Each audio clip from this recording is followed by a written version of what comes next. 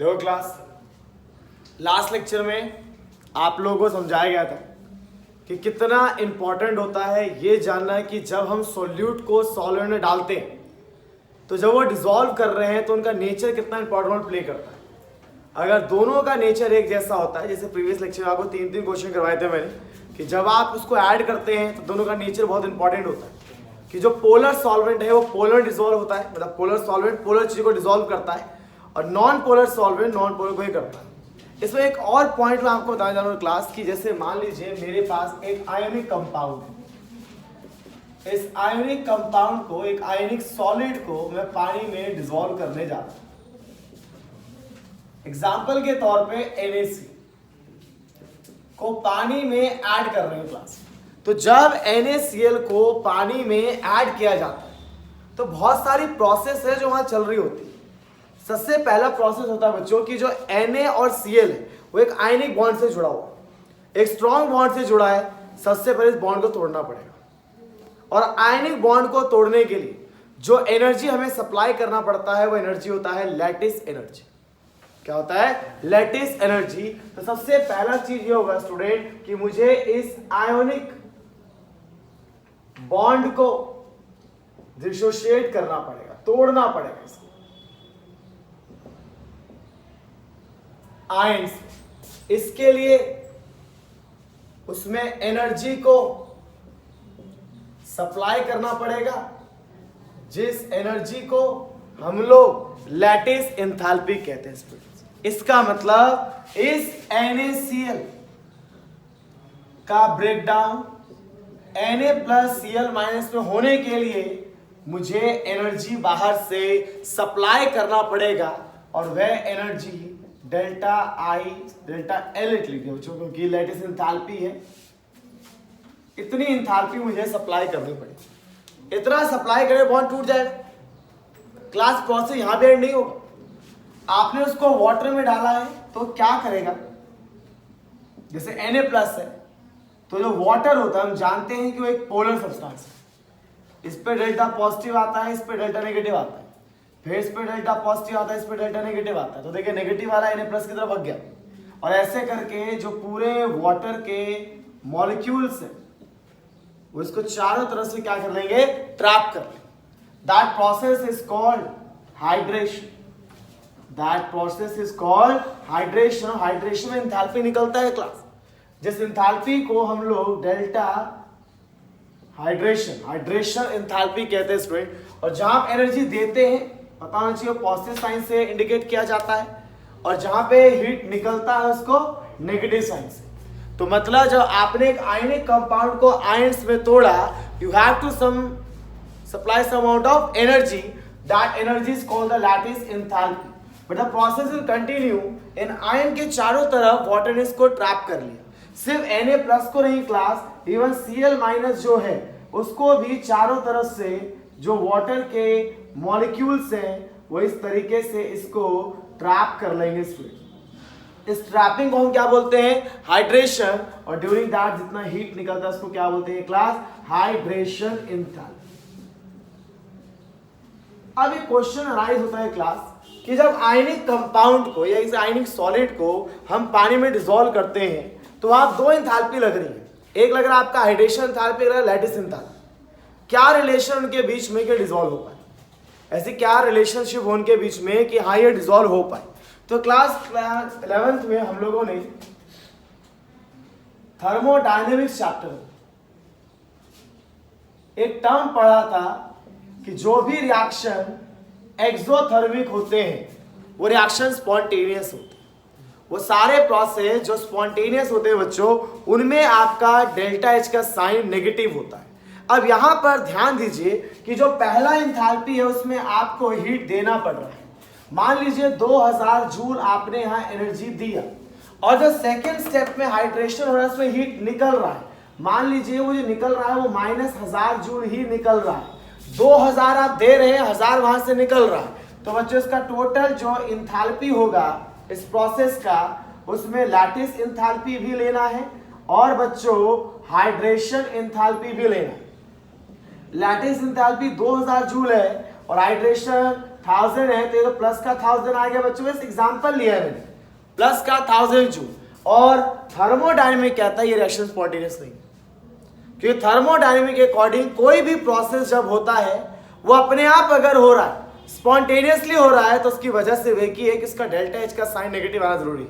लेकिन क्लास आप देख रहे हैं क्या, दो एंथैल्पीज पे आपका ये टोटल रिएक्शन का एंथैल्पी डिपेंड कर रहा है, और यहाँ पर पॉजिटिव आने का तो डिसॉल्व नहीं होगा। इसका मतलब अगर मैं आपसे बोलूं कि कोई आयनिक कंपाउंड अगर किसी पानी में तभी डिसॉल्व कर सकता है बच्चों, कब, जब उसका लैटिस बड़ा होगा कि हाइड्रेशन बड़ा होना चाहिए। सोचिए बच्चों कि अगर लैटिस ज्यादा हुआ तो पॉजिटिव वैल्यू ज्यादा हो जाएगी, और हाइड्रेशन ज्यादा हुआ तो नेगेटिव वैल्यू, और हमें चाहिए नेगेटिव। इसका मतलब स्टूडेंट कंक्लूजन ये निकला कि अगर किसी भी प्रोसेस में जो हाइड्रेशन एंथैल्पी है वो अगर उसके लैटिस एंथैल्पी से ज्यादा है तो रिएक्शन अपने आप हो जाएगा यूजिंग थर्मोडायनेमिक्स। ठीक है स्टूडेंट्स, तो ध्यान रखिएगा किसी भी आयनिक कंपाउंड को जब आप पानी में डिसॉल्व करते हैं तो तभी डिसॉल्व हो सकता है जब उसका हाइड्रेशन एंथैल्पी उसके लैटिस एंथैल्पी से ज्यादा होगा, तभी वो डिसॉल्व कर पाएगा, अदरवाइज डिसॉल्व नहीं होगा। तो क्या किया हमने स्टूडेंट, लास्ट क्लास से अगर थोड़ा सा कंटिन्यू करें, हमने एक सॉलिड लिया था, पानी में डिसॉल्व किया था, वो डिसॉल्व होता जा रहा था, एक टाइम आया जब सैचुरेटेड कंडीशंस आ गई, हमने देखा उस टाइम पे कितना शुगर डिसॉल्व हुआ है, हमने उसको बोला कि भाई ये आपका सैचुरेट हो गया है, और जितना अमाउंट डिसॉल्व हुआ है हम उसको सॉल्युबिलिटी कहते हैं। उसके बाद देखा स्टूडेंट के सॉल्युबिलिटी किस पे डिपेंड करता है, तो पहला फैक्टर प्रीवियस क्लास में पढ़ा था, नेचर पे डिपेंड करता है, जिसको आप ऐड कर रहे हैं और जिसमें ऐड कर रहे हैं उस पे नेचर पे डिपेंड करता है। पोलर पोलर में डिसॉल्व होता है, non polar non polar. Even से रिलेटेड 3 न्यूमेरिकल्स हम लोग सॉल्व किए थे, सॉरी कंसेप्चुअल क्वेश्चन जो उन्होंने किए थे। और यहाँ आज बताया गया कि अगर एक आयनिक कंपाउंड को एक आप डिसॉल्व कर रहे हो पानी के अंदर तो पॉसिबिलिटी तभी है जब उसमें हाइड्रेशन एंथैल्पी का वैल्यू लैटिस से ज्यादा होगा। तो ये क्लास अगर हाइड्रेशन एंथैल्पी ज्यादा है पर उसकी नेगेटिव वैल्यू ज्यादा है, ठीक है। आई थिंक आप लोगों को यहाँ तक क्लियर होगा स्टूडेंट। अब हम बात करते हैं अगले फैक्टर के ऊपर, वो है टेम्परेचर। देख क्लास नेक्स्ट फैक्टर देखते हैं, और जो अगला फैक्टर है वो है इफेक्ट ऑफ टेम्परेचर, कि टेम्परेचर का हमारे सॉल्युबिलिटी फैक्टर पे क्या इम्पैक्ट पड़ता है अगर हम टेम्परेचर को यहाँ पे बदलते हैं। तो क्लास टेम्परेचर का ये इम्पैक्ट पड़ता है कि आप पहले ये देख लीजिए कि जो रिएक्शन आपका है, जब आपने सॉलिड को लिक्विड में डाला है तो रिएक्शन कैसा है, एक्सोथर्मिक है या एंडोथर्मिक है, क्योंकि दोनों में अलग अलग प्रोसेस रहता है। मान लीजिए कोई सॉलिड है आपके पास, आपने उस सॉलिड को जब लिक्विड में ऐड किया, आपका सॉल्यूशन फॉर्म हो, लेकिन सॉल्यूशन के साथ हीट रिलीज कर, अब हीट रिलीज करने का मतलब हो गया कि प्रोसेस आप लोगों का एक्सोथर्मिक है। अब क्लास अगर हम ली चैटरियल प्रिंसिपल को याद करें क्लास 11 के, तो जो आपका ली चैटरियल प्रिंसिपल था उसके अकॉर्डिंग, जो आपका ली चैटरियल प्रिंसिपल था उसके अकॉर्डिंग अगर आप कभी भी टेम्परेचर को बढ़ाओगे या घटाओगे तो रिएक्शन अपने आप को वहां शिफ्ट करेगा जहां पर उस इंपैक्ट को खत्म कर सके। जैसे मान लीजिए इस रिएक्शन में मैं टेम्परेचर को बढ़ाता हूं, अगर इस पूरे सिस्टम में मैं टेम्परेचर को बढ़ाता हूं तो रिएक्शन फॉरवर्ड गया तो और हीट निकलेगा। अगर मैं टेम्परेचर को बढ़ा रहा हूं, क्लास ध्यान से सुनेगा आप लोग, मैं टेम्परेचर बढ़ा रहा हूं, अगर इस पूरी प्रोसेस में देखा जाए तो अगर रिएक्शन फॉरवर्ड गया तो हीट निकलेगा और बैकवर्ड आया तो हीट एब्जॉर्ब होगा। भाई जिसका फॉरवर्ड रिएक्शन एक्सोथर्मिक है उसका बैकवर्ड तो एंडोथर्मिक ही होगा ना। तो अगर फॉरवर्ड जाएगा तो हीट बढ़ेगा और बैकवर्ड आएगा तो हीट एब्जॉर्ब होगा। देखिए बच्चों, आपने टेम्परेचर बढ़ाया तो ली चैटरल के अकॉर्डिंग रिएक्शन वहां जाएगा जहां टेम्परेचर कम हो सके। अगर आपने टेम्परेचर बढ़ाया है तो ली चैटरल के अकॉर्डिंग रिएक्शन वहां जाएगा जहां टेम्परेचर कम हो सके। कहां जाएगा बच्चों? बैकवर्ड, क्योंकि अगर फॉरवर्ड गया तो और हीट निकलेगा, इसलिए इसको कहां जाना पड़ेगा? बैकवर्ड, ताकि क्या हो सके, टेम्परेचर फॉल डाउन कर सके। और बैकवर्ड जाने का सॉल्यूशन नहीं बन रहा, इसका मतलब स्टूडेंट जो इसकी सॉल्युबिलिटी है वो क्या हो जाएगी? कम।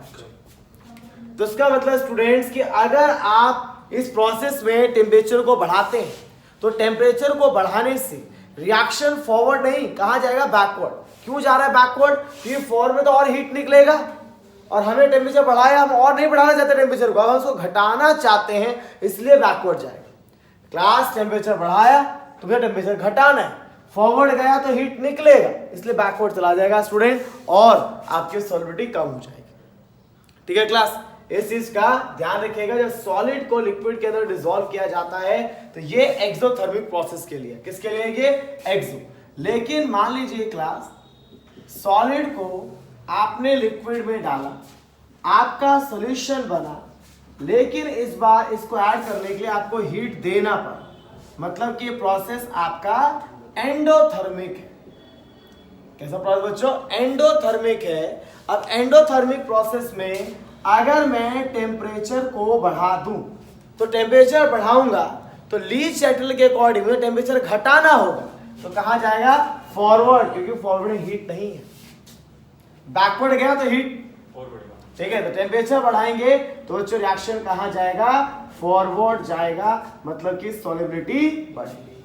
तो ध्यान रखिएगा, अगर आपके एग्जाम में आता है कि सॉलिड को लिक्विड में डाला गया है, टेम्परेचर का क्या इंपैक्ट पड़ेगा, तो इट डिपेंड्स अपॉन कि which kind of it reaction, it is exothermic और endothermic. If it is exothermic, अगर आप टेम्परेचर बढ़ाते हैं तो सॉल्युबिलिटी वहां घटेगा, अगर वो एंडोथर्मिक है तो बच्चों अगर आप टेम्परेचर बढ़ाते हैं सॉल्युबिलिटी उसका बढ़ेगा। कुछ ऐसे भी होते हैं बच्चों जिसमें कि आप क्या देखेंगे कि वो एक जैसा शो नहीं करते। एक जैसा मतलब कई ऐसे रिएक्शंस आपको मिलेंगे जहां टेम्परेचर बढ़ाएंगे तो सॉल्युबिलिटी बढ़ेगा, टेम्परेचर बढ़ाएंगे सॉल्युबिलिटी बढ़ेगा, और एक टेम्परेचर पहुंचते ही वो उल्टा हो जाएगा। मतलब क्लास टेम्परेचर बढ़ाया सॉल्युबिलिटी बढ़ा, मान लीजिए टी नॉट टेम्परेचर मैंने ऐसे ही रैंडमली 383 केल्विन ले लिया, मैंने कहा भाई टेम्परेचर बढ़ाया सॉल्युबिलिटी बढ़ता जा रहा है, बढ़ता जा रहा है, एक टाइम आया जब बढ़ते बढ़ते टेम्परेचर 383 पे पहुंच गया। इसके बाद क्या होगा, टेम्परेचर बढ़ते ही सॉल्युबिलिटी घटने लग जाएगी। मतलब कुछ ऐसे भी प्रोसेस होते हैं बच्चों जिसमें टेम्परेचर बढ़ाने से सॉल्युबिलिटी बढ़ता तो है पर कुछ एक लिमिट तक, उसके बाद अगर टेम्परेचर बढ़ाएंगे तो क्या होगा, सॉल्युबिलिटी घटना शुरू हो जाएगा, और ऐसे टेम्परेचर को ट्रांजिशन टेम्परेचर कहते हैं, क्योंकि वहां से उसने अपने स्टेट को बदल लिया, अपने नेचर को बदल लिया। पहले तो टेम्परेचर बढ़ने के साथ सॉल्युबिलिटी बढ़ रहा था, लेकिन जैसे वो टेम्परेचर पहुंचा उसके बाद घटना शुरू हो गया स्टूडेंट, तो that is called the transition temperature. तो ध्यान रखिए क्लास, इफेक्ट ऑफ टेम्परेचर में काफी केसेस है। पहला केस ये है कि अगर वो एक्सोथर्मिक है, टेम्परेचर बढ़ाने से आपका बैकवर्ड रिएक्शन जाएगा जिससे कम हो जाएगी सॉल्युबिलिटी।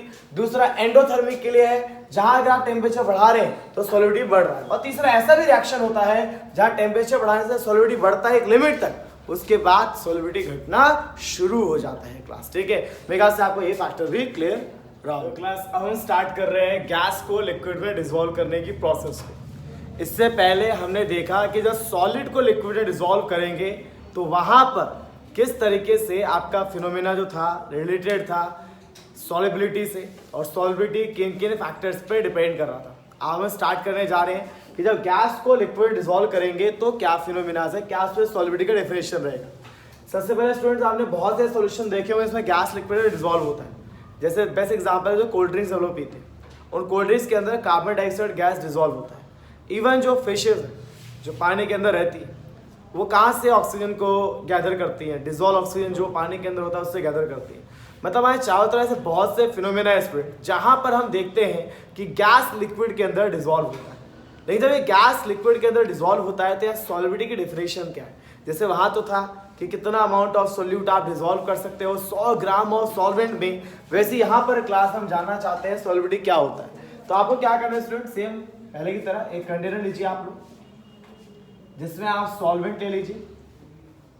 ठीक है, बस यहाँ पर सीसी में इसको मेजर किया रहा है क्यूबिक सेंटीमीटर, किसमें, क्यूबिक सेंटीमीटर में। अब आपको क्या करना है क्लास, गैस को इसके अंदर डिसॉल्व करना है। गैस को डिसॉल्व करते रहिए, तब तक करते रहिए जब तक कि सैचुरेटेड सॉल्यूशन ना बन जाए। याद कीजिए पुरानी डेफिनेशन भी ऐसी थी, आप शुगर को तब तक डिसॉल्व कर रहे थे जब तक कि वो सैचुरेटेड सॉल्यूशन ना बनाते। यहाँ भी आप गैस को तब तक डिसॉल्व कर रहे हैं जब तक कि वो सैचुरेटेड सॉल्यूशन ना बनाते। तो आप गैस को ऐड करते गए इस पर्टिकुलर सॉल्वेंट में, तब तक ऐड करते गए जब तक ये सैचुरेटेड सॉल्यूशन नहीं बना देता। तो स्टूडेंट आपने देखा कि गैस को इसके अंदर डिसॉल्व किया और कंडीशन कहाँ पहुंच गई, सैचुरेटेड कंडीशंस में पहुंच गई। जब सैचुरेटेड कंडीशन में पहुंच गई तो हमने ये देखा कि कितना वॉल्यूम आपके गैस का कितना गैस का वॉल्यूम क्यूबिक सेंटीमीटर में डिसॉल्व हुआ, 1 क्यूबिक सेंटीमीटर सॉल्वेंट में, ताकि उसने सैचुरेटेड सॉल्यूशन बनाया। जैसे वहां था ना क्लास कि आप 100 ग्राम सॉल्वेंट में देखते थे कितना आपका शुगर या सॉलिड डिसॉल्व हो सकता है, वैसे आप यहां देखते हो कि पर सेंटीमीटर क्यूब ऑफ सॉल्वेंट में कितना centimetre of cube gas dissolve किया जाए ताकि वो एक सैचुरेटेड सॉल्यूशन बना सके। वर्ड सैचुरेटेड आपको हमेशा यूज करना है क्लास, प्रीवियस जो डेफिनेशन थी वहां भी और यहां भी, पर एक कांस्टेंट टेम्परेचर आपको बिल्कुल भी वेरी नहीं करना है क्लास। ये तो हुआ डेफिनेशन सॉल्युबिलिटी का। भाई किस किस चीजों पे डिपेंड करता है सॉल्युबिलिटी, जैसे वहां था पहला class nature of gas and liquid, जैसे वहां था ना सॉलिड और जो सॉल्वेंट था उसके नेचर पे कि पोलर में डिसॉल्व होगा, नॉन पोलर है तो नॉन पोलर डिसॉल्व होगा। वैसे यहां भी है क्लास। देखिए बच्चों प्रीवियस क्लास को थोड़ा रिकैप करते हैं। सोचिए H2 पोलर है कि नॉन पोलर, क्योंकि दोनों हाइड्रोजन है, दोनों बच्चों हाइड्रोजन है या दोनों ऑक्सीजन है या दोनों नाइट्रोजन है। मैंने कहा था सेम काइंड ऑफ एटम्स जुड़े होते हैं तो बच्चों वो कैसे होते हैं, नॉन पोलर होते हैं। कैसे होते हैं ये, नॉन पोलर गैस होते हैं, कोई पोलैरिटी जनरेट नहीं होती है। तो बच्चों वाटर कैसा होता था, पोलर। तो देखिए बच्चों ये आपका नॉन पोलर है और ये आपका पोलर है। सोचिए इसके अंदर डिसॉल्व होगा, नहीं, ना के बराबर डिसॉल्व होता है, काफी कम।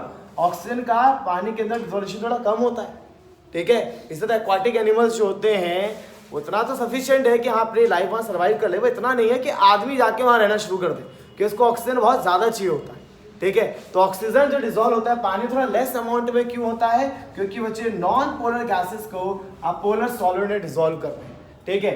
दूसरा देखिए CO2 है, HCl है, NH3 है, ये सब बच्चों आप देखेंगे तो ये काफ़ी ज़्यादा पोलर है। CO2 है, ऑक्सीजन आ रहा है, क्लोरीन आ रहा है, नाइट्रोजन आ रहा है। प्रीवियस लेक्चर में बताया गया ये तीन जहां दिख जाए मतलब पोलैरिटी आ जाती है, इसलिए ये इसमें ज्यादा अमाउंट में डिसॉल्व करते हैं। ये काफी लेस अमाउंट में, ये लार्ज अमाउंट में। तो देखिए नेचर डिपेंड कर रहा है ना कि जो गैस आप डिसॉल्व कर रहे हैं, जिसमें डिसॉल्व कर रहे हैं उसका नेचर देखिए। जैसे मैंने एक और यहाँ लिख के रखा हुआ है इथाइलिन अल्कोहल। इथाइल अल्कोहल बच्चों ये आपका नॉन पोलर ऑर्गेनिक सॉल्वेंट है ना, कैसा ये आपका ऑर्गेनिक सॉल्वेंट मान लीजिए, ठीक है, ऑर्गेनिक लिख दीजिए और बेटर रहेगा।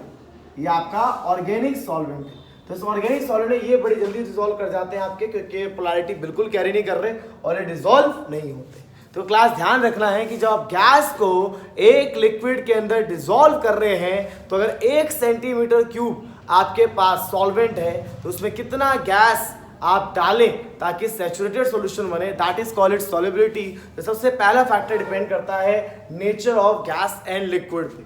दूसरा फैक्टर स्टूडेंट जिस पर डिपेंड करेगा वो है उसका टेम्परेचर। याद कीजिए प्रीवियस साल में 2 केस थे, एक्सो और एंडो, पर यहाँ ऐसा है स्टूडेंट कि जब कभी भी आप गैस को किसी लिक्विड में डालते हैं तो हमेशा जो सॉल्यूशन बनता है उसके साथ हीट निकलता ही है। ये हमेशा एक्सोथर्मिक ही होता है, एंडो तो होता ही नहीं है। ये कैसा होता है, एक्सोथर्मिक। तो सोचिए बच्चों अगर मैं टेम्परेचर को बढ़ाऊं तो रिएक्शन फॉरवर्ड की बैकवर्ड आएगा, और बैकवर्ड आने का मतलब उसकी सॉल्युबिलिटी है वो कम हो जाएगी। इसी वजह से कोल्ड ड्रिंक को अगर आप गर्म जगह पर रखेंगे तो कभी भी उसका कार्बन डाइऑक्साइड आपको महसूस नहीं होगा, इसलिए वो ठंडी जगह पर रखा। कोल्ड ड्रिंक नाम ही उसका पड़ जाता है, उसको इसी वजह से ठंडी जगह पर रखा जाता है ताकि उसके अंदर गैस ज़्यादा से ज़्यादा डिसॉल्व हो और जब आप उसको पिए तो आपको पता चले कि हाँ भाई उसके अंदर कार्बन डाइऑक्साइड डिसॉल्व था क्लास। तो इसका ध्यान रखिएगा कि जो टेम्परेचर बढ़ाने से ये सॉल्युबिलिटी हमेशा कम रहेगा। ये आपका सॉलिड की तरह नहीं है कि इसमें 2 केसेस रहेंगे कि भाई एक्सोथर्मिक एंडोथर्मिक, या एक ही केस है हमेशा कैसा होता है, एक्सोथर्मिक। तीसरा फैक्टर बच्चों जो कि है प्रेशर, वहां पर नहीं था, वहां पर नहीं था। जब आपने सॉलिड को डाला था वहां प्रेशर फैक्टर नहीं था, यहाँ है कि बच्चों प्रेशर सिर्फ गैस एक्सर्ट करता है, प्रेशर सिर्फ गैस एक्सर्ट करता है। और यहाँ से एक टॉपिक लिंक करने वाले बच्चों हम लोग हेनरीज का स्टेटमेंट, काफी इंपॉर्टेंट है जो भी हम डिस्कस करने वाले हैं। एक से ध्यान रखिए बच्चों, सॉल्युबिलिटी को कई बुक्स में मोलारिटी के टर्म में लिखा जाता है, मोल्स पर लीटर। तो कई बुक्स में आप देखेंगे मोल फ्रैक्शन को भी सॉल्युबिलिटी की तरह ट्रीट किया जाता है। तो ध्यान रखिएगा अगर आप मोलारिटी या मोल फ्रैक्शन कहीं पे लिखा हुआ है तो आप उसको एक सॉल्युबिलिटी की तरह ट्रीट कर सकते हैं। जैसे मान लीजिए 4 सॉल्यूशन आपको दे दिए, उनकी मोलारिटी दे दी और पूछा गया भाई कौन ज़्यादा सॉल्युबल है, इसकी मोलारिटी ज़्यादा है वो ज़्यादा सॉल्युबल। कि मोलारिटी की डेफिनेशन सोचे क्या है, कितना मोल कितने 1 लीटर सॉल्यूशन में कितना डिसॉल्व हो पाएगा, that is called the molarity ना। तो यहाँ भी तो सॉल्विटी फैक्टर ही है वो।